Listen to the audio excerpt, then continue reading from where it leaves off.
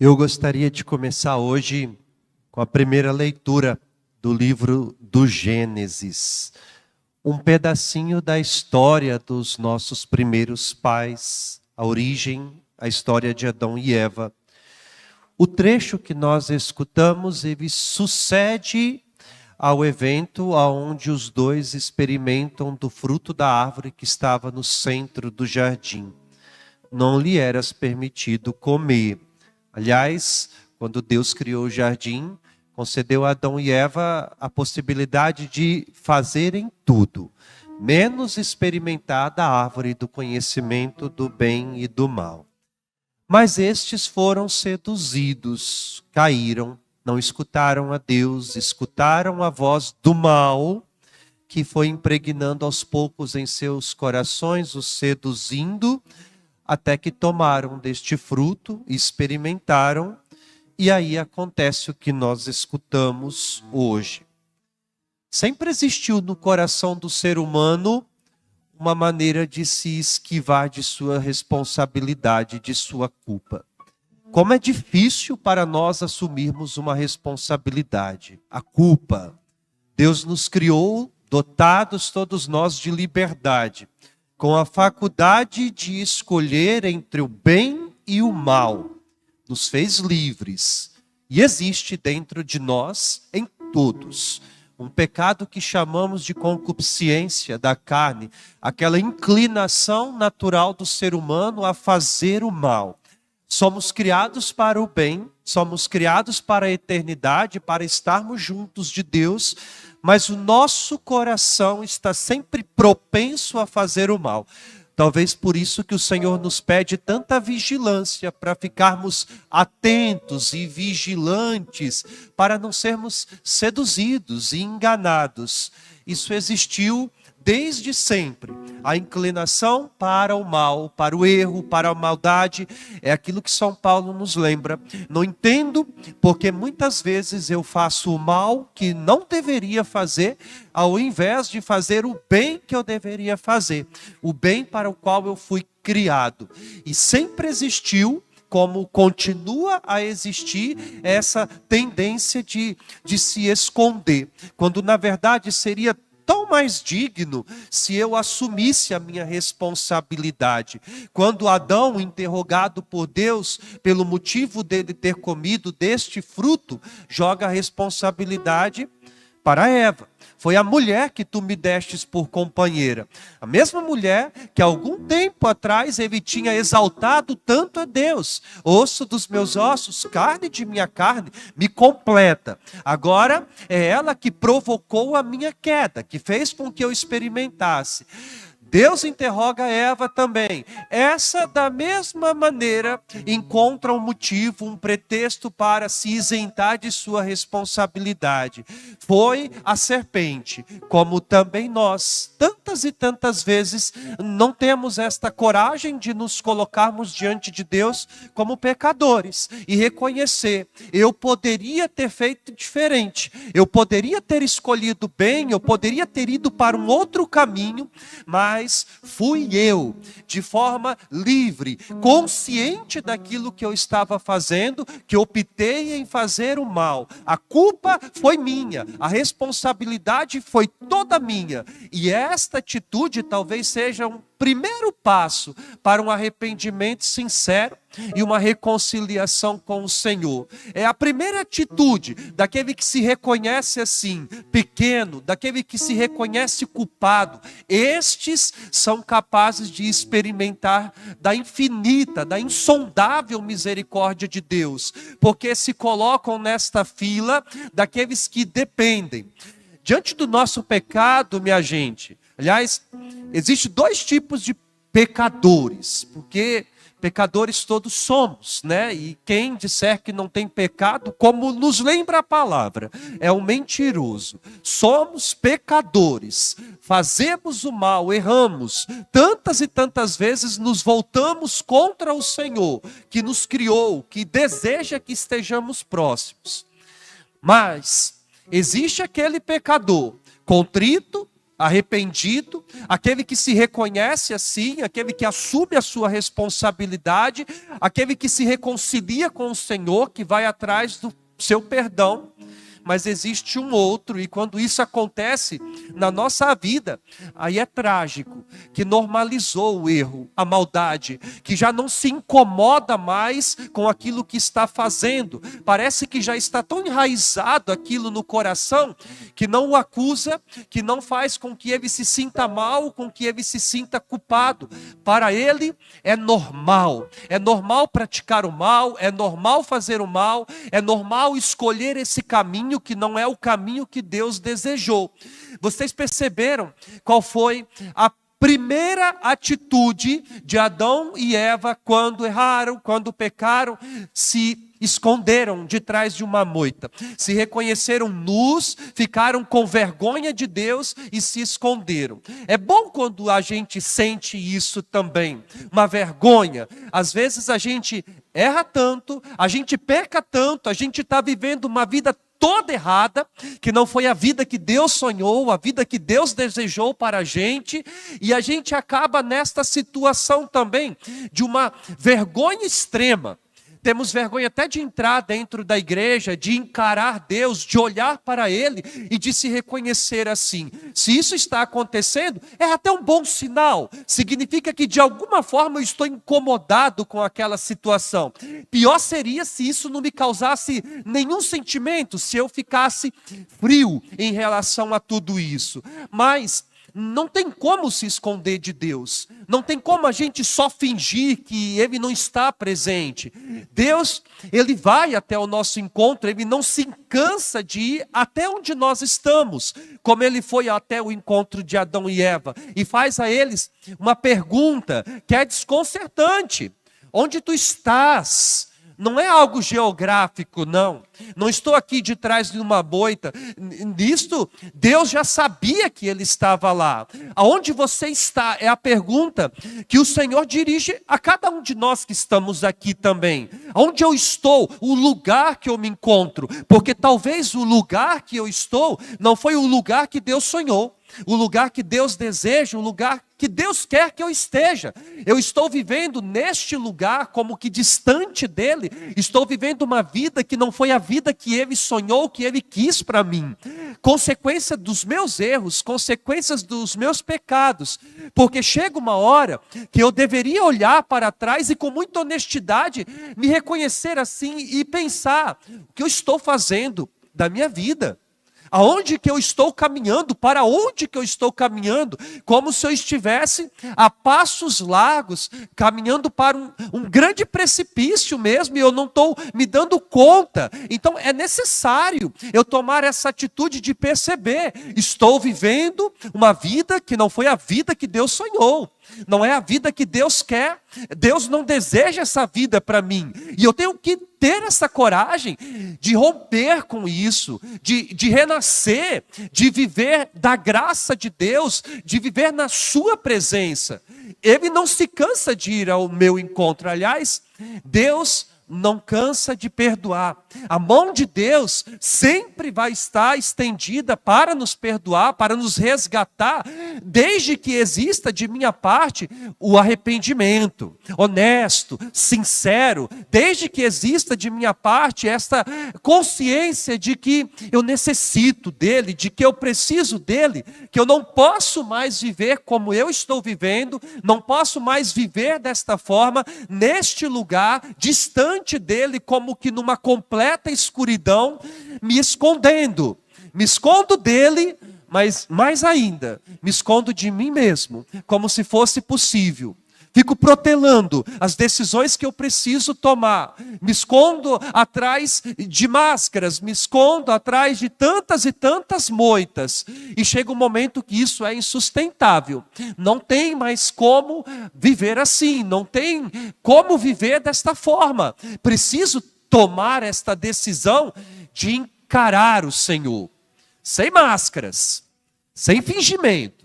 Me colocar diante dele mesmo e dizer: eu sou assim, miserável, pequeno, frágil, pecador, sou necessitado de tua graça, de tua misericórdia. Eu quero encarar o Senhor, olhar para Ele e derramar o meu coração, a minha vida e clamar por essa misericórdia.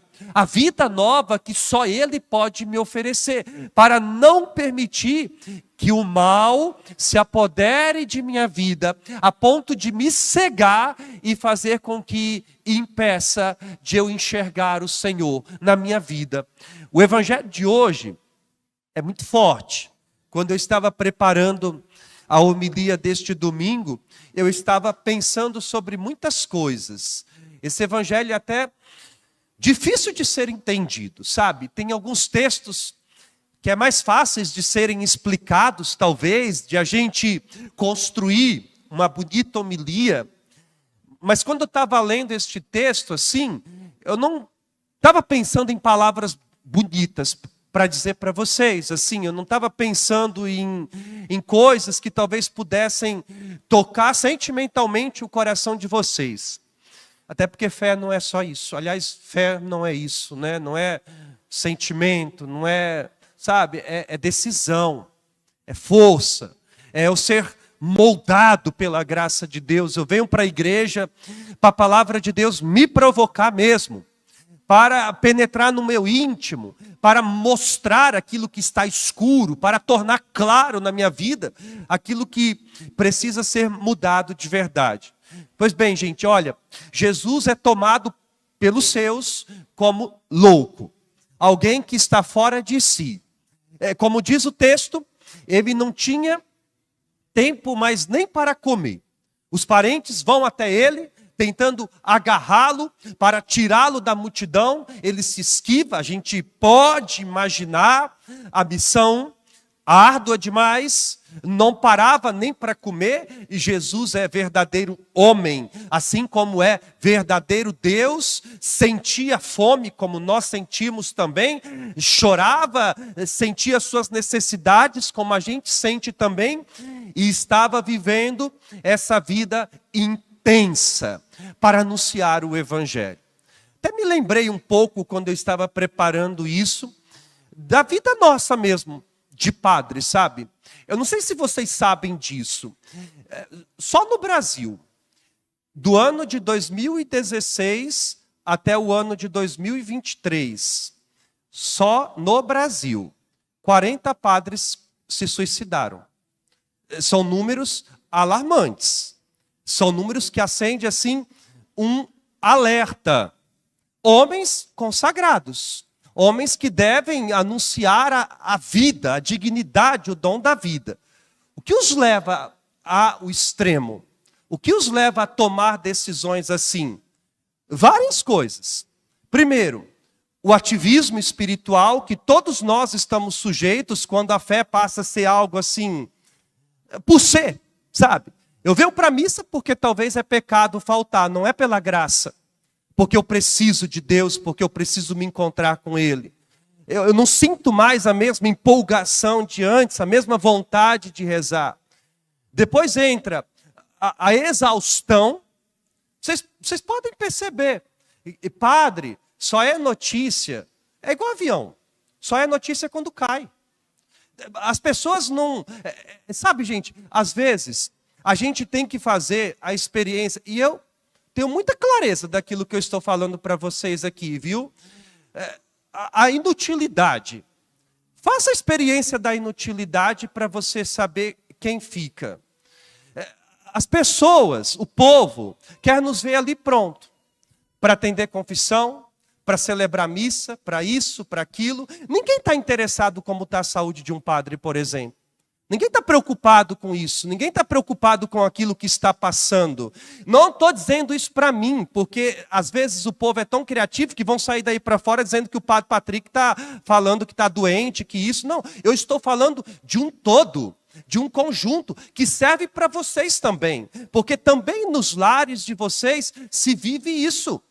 é uma exaustão, muitas vezes, psicológica, física mesmo, e a sensação que muitas vezes temos é que aqueles que estão ao nosso lado não estão de fato. Sabe aquela sensação de você estar rodeado de gente e ainda assim se sentir sozinho? Como se não tivesse ninguém para ser um sustento? Quantas vezes eu escuto? Quantas e quantas vezes, principalmente, não é exclusividade, né? Mas a maioria das vezes mulheres que nos procuram justamente com este sentimento, carregando essas dores de exaustão, porque tem maridos que não as olham, que não valorizam aquilo que fazem, homens que acham que prover, encher a despensa e pagar as contas, pronto, já está fazendo o seu papel, mas não tem uma sensibilidade do olhar, sabe, de ver por dentro, de enxergar com o coração, de emprestar o colo, de se fazer presente. E o inverso acontece também, como muitos homens talvez trabalhando, sofrendo, cansados, exaustos, e as mulheres estão preocupadas em ir para shopping, ir para salão, fazer unha, fazer cabelo, não estão nem aí desde que tenha dinheiro para elas bancarem os mimos e tudo mais. É uma sociedade podre. A gente está vivendo uma cultura assim de descarte, e a gente está descartando pessoas de nossa vida, assim como a gente descarta roupa. Falta, às vezes, o comprometimento, a sensibilidade. São relações fracassadas, matrimônios que não duram mais nada, porque acabou o amor. Não sinto mais nada, né? Cheguei num limite, num cansaço, não passou por nada ainda na vida, não sofreu nada ainda. Nas primeiras dificuldades, nas primeiras ondas, pulam fora, porque se acham nesse direito, né, de passar por cima do outro como um rolo compressor, sem se dar conta daquilo que está sofrendo, passando. Os filhos de vocês pedindo socorro, pedindo ajuda. As famílias que não param mais para rezar, família que não para mais nem para comer junto, para se reunir ao redor da mesa. Vocês não se encontram mais, vocês não olham para quem está dentro da casa de vocês. Vocês não têm uma sensibilidade, às vezes, de perceber que o outro está padecendo, sofrendo, e não tem colo.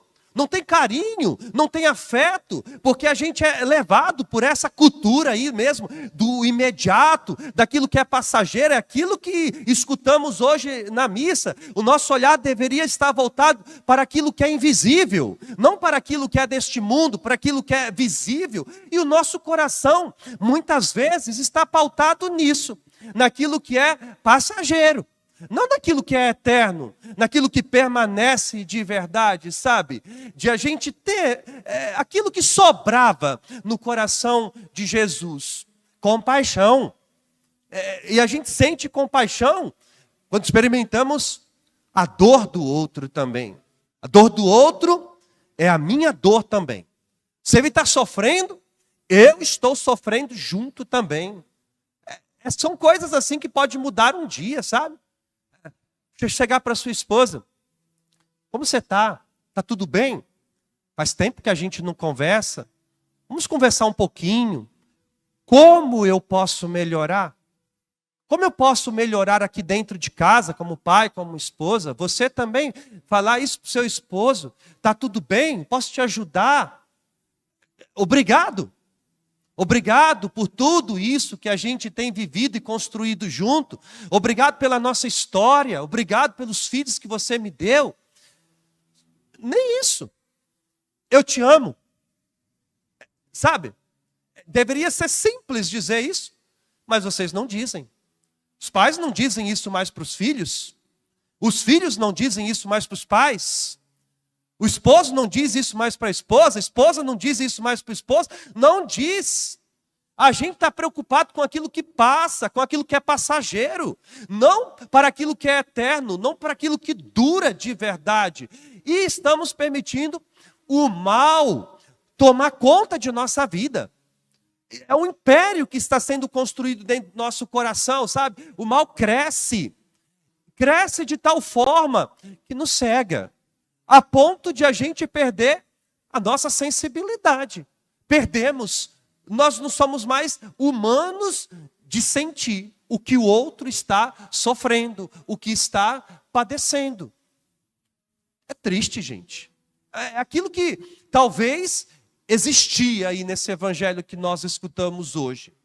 A vida corrida, Jesus se dando, se oferecendo, se sacrificando, mas logo mais iriam querer matá-lo também.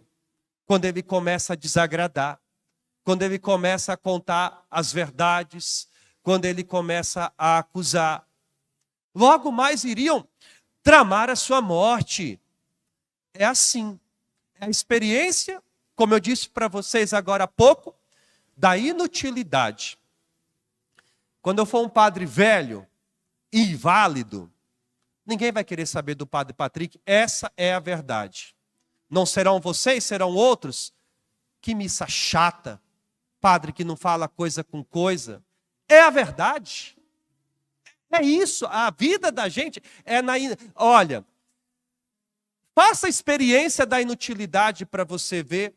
Veja esses jovens aí, né? Postando essa vida falsa, de ilusão. Bebida, festa, não sei mais o quê. Aqueles que são teus amigos, experimenta a inutilidade. Não tenha nada para oferecer para eles. Não tenha mais dinheiro, não tenha mais eventos, não tenha festa. Você vai ver quem vai permanecer contigo do teu lado de verdade quando você for inútil. Quando você não tiver mais nada para oferecer. Os que ficarem, esses são mesmo. Esses são presentes de Deus para a sua vida. Mas você pode ter certeza que a maioria vai embora. Quantas vezes eu já testemunhei? Foi 1, 2, 3, não. Mulher ficou doente, por exemplo. Um câncer de mama, como a gente vê muito. Já vi muito marido caindo fora. A inutilidade faz as pessoas falsas caírem fora. O contrário acontece também. Uma vez a gente estava analisando um caso de nulidade matrimonial. 2 jovens se casaram, bonitos, cheios de vida, com todos os compromissos assumidos ali diante do altar.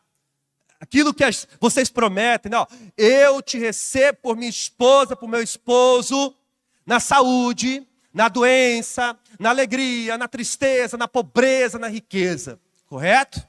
Aí, isso é uma história real. Esse jovem sofre um acidente de moto, fica paraplégico, perde os movimentos, da cintura para baixo. A mãe, em comum acordo com a esposa, disse o seguinte: olha, deixa ele aqui, você está trabalhando, vocês ficam aqui em casa, ao menos nesse primeiro momento de cuidados e tudo mais. Tudo bem. Ela ia lá todo dia ela ia lá olhar o marido, dormia lá com ele e tudo mais. Todo dia ela estava lá. Depois de um tempo, as visitas que eram diárias foram se espaçando. Era uma vez por semana, 2.